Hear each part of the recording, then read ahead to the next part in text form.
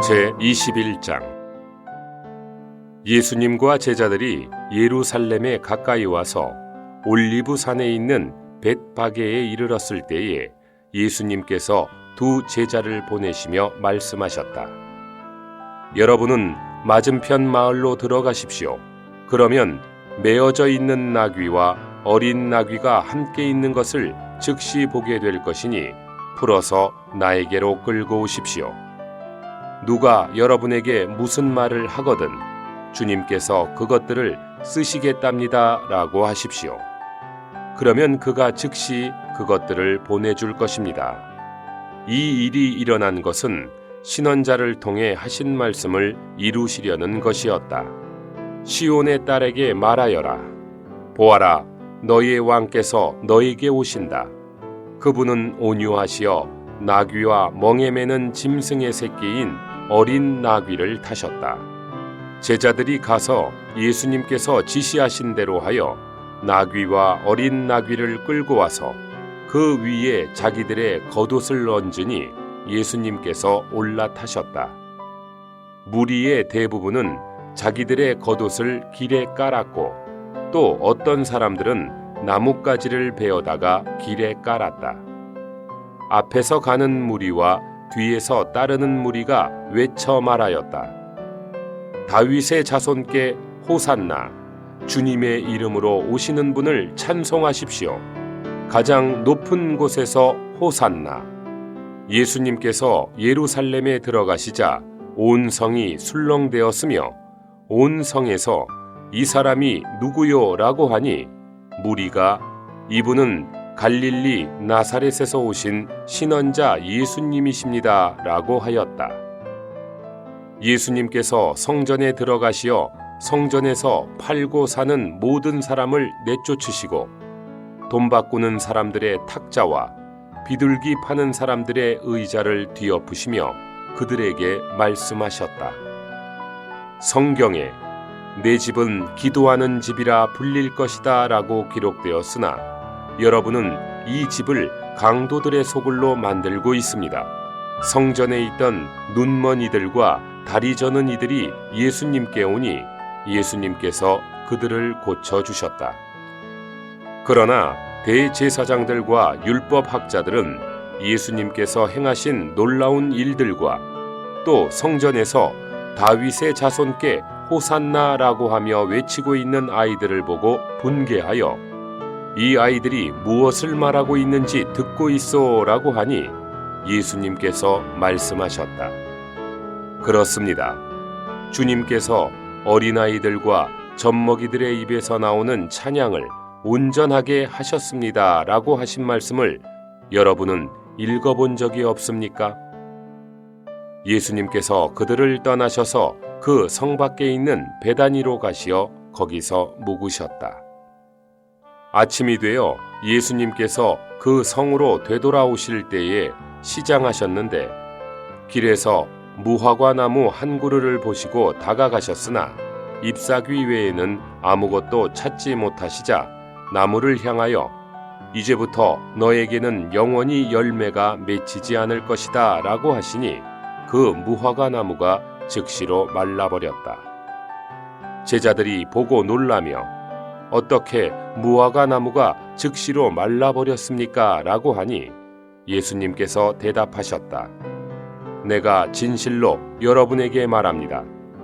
여러분이 믿음이 있고 의심하지 않으면 이 무화과 나무에 일어난 일을 할 수 있을 뿐 아니라 이 산을 향하여 들어올려져 바닷속으로 떨어져라 라고 하여도 이루어질 것입니다.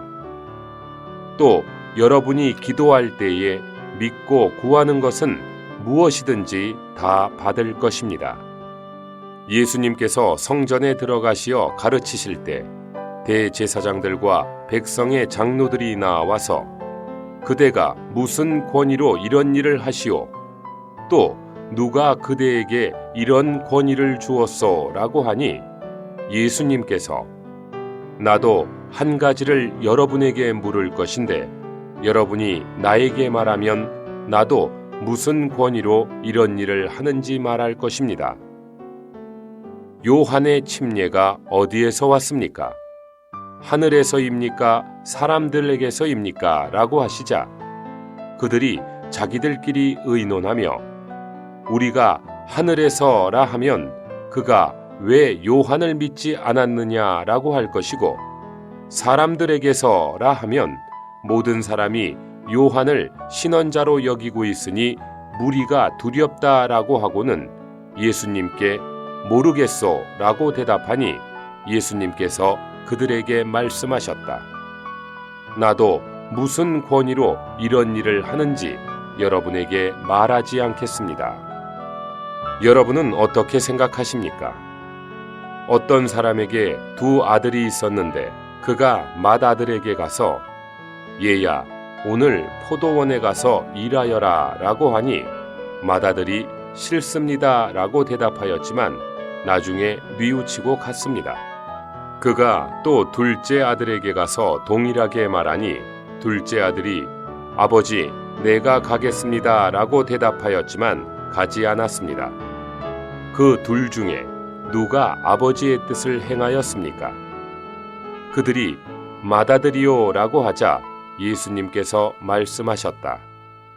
내가 진실로 여러분에게 말합니다.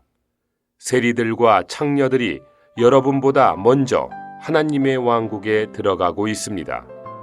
왜냐하면 요한이 여러분에게 의의 길로 왔지만 여러분은 그를 믿지 않았고 세리들과 창녀들은 믿었기 때문입니다.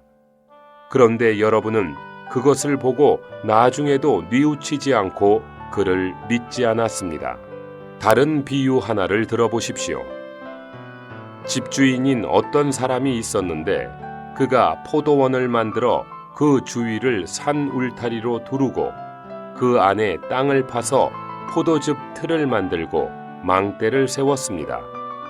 그리고 포도원을 농부들에게 세를 주고 타국으로 갔습니다. 열매를 거둘 때가 가까워지자 소출을 받으려고 자기 노예들을 농부들에게 보내니 농부들이 그 노예들을 붙잡아 한 사람을 심하게 때렸고 다른 한 사람을 죽였고 또 다른 한 사람을 돌로 쳤습니다. 주인이 다시 다른 노예들을 처음보다 많이 보냈으나 그들에게도 똑같이 행하니 나중에 주인이 농부들에게 자기 아들을 보내며 그들이 내 아들은 존중할 것이다 라고 하였지만 농부들은 그 아들을 보고 자기들끼리 이 사람은 상속자이다. 자, 우리가 그를 죽이고 그의 유업을 차지하자 라고 하며 그를 잡아 포도원 밖으로 내던지고 죽였으니 포도원 주인이 오면 이 농부들을 어떻게 하겠습니까? 그들이 주인이 그 악한 자들은 처참하게 진멸하고 포도원은 제철에 열매를 바칠 만한 다른 농부들에게 세를 줄 것이요 라고 하니 예수님께서 그들에게 말씀하셨다. 여러분은 성경에서 건축자들이 버린 돌이 모퉁이의 머릿돌이 되었습니다. 이것은 주님께서 이루셨으며 우리 눈에는 놀랍습니다 라고 한 것을 읽어본 적이 없습니까? 그러므로 내가 여러분에게 말합니다. 여러분은 하나님의 왕국을 빼앗길 것이고 그 왕국의 열매를 맺는 백성은 받을 것입니다. 이 돌 위에 떨어지는 사람은 깨어져 산산조각이 날 것이며 이 돌이 누구 위에든지 떨어지면 그를 가루로 만들어 겨같이 흩을 것입니다. 대제사장들과 바리새인들은 예수님의 비유를 듣고서 자기들을 두고 하시는 말씀인 줄 알고 예수님을 붙잡고자 하였으나 무리를 두려워하였다. 왜냐하면 무리가 예수님을 신언자로 여겼기 때문이다.